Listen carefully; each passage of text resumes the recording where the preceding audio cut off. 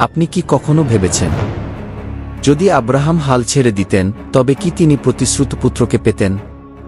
যদি হান্না চুপ থাকতেন তবে কি শমূয়েল জন্মাত? তাহলে আপনি কেন ভাবছেন যে আপনার প্রার্থনা ব্যর্থ যাবে? হান্না বহু বছর নিঃসন্তান ছিলেন। মানুষ তাকে উপহাস করত, এমনকি তার হৃদয় ভেঙে গিয়েছিল। কিন্তু তিনি হাল ছাড়েননি। প্রতি বছর তিনি মন্দিরে যেতেন, অশ্রুতে কাঁদতেন, ঈশ্বরের কাছে প্রার্থনা করতেন। একদিন তিনি মানত করলেন, হে প্রভু, যদি তুমি আমাকে একটি পুত্র দাও তবে আমি তাকে তোমার সেবার জন্য সমর্পণ করব। আর তাই ঘটল। ঈশ্বর তার কথা শুনলেন এবং শমূয়েল জন্মান, যিনি ইসরায়েলের মহান নবী হলেন। প্রভু যিশু বলেছেন মথি রচিত সুসমাচার অধ্যায় 7 পদ 7 থেকে 1-1, মাঙো তবে তোমাদের দেওয়া হবে, খুঁজো তবে তুমি পাবে, দরজায় কড়া নাড়ো তবে তোমাদের জন্য তা খোলা হবে। কারণ যে কেউ মাঙে সে পায়, যে খোঁজে সে পায়, আর যে কড়া নাড়ে তার জন্য খোলা হয়।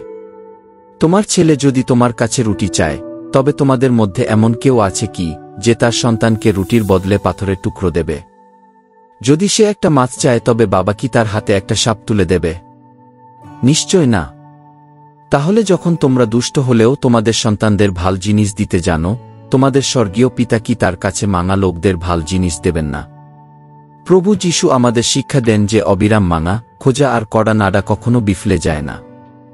হান্না মেঘেছিলেন আর পেয়েছিলেন। আব্রাহাম অপেক্ষা করেছিলেন আর তিনি ইসহাককে পেলেন। শিষ্যরা প্রার্থনায় অবিচল ছিলেন আর তারা পবিত্র আত্মা পেলেন। অর্থাৎ ঈশ্বর আমাদের প্রত্যেকটি আরতি শোনেন, কিন্তু তার সময় ও তার পদ্ধতি অনুযায়ী উত্তর দেন।